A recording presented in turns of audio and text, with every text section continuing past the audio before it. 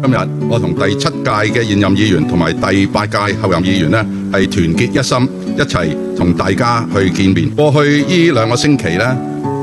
全社會上下一心呢，係應對大埔嘅火災，參選人亦都暫時放下選舉嘅工程，全力支援災民，顯現咗同舟共濟、救急扶危嘅無私精神。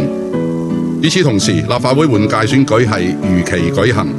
順利完成。我同埋各位議員都一樣係衷心感謝特區政府，同時將救災同埋選舉呢2件大事辦好。我展望新一屆嘅議員會為香港注入更多嘅活力，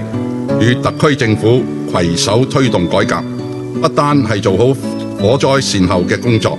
亦都係積極推動香港發展更上一層樓，更好地融入同埋服務國家同埋發展大局，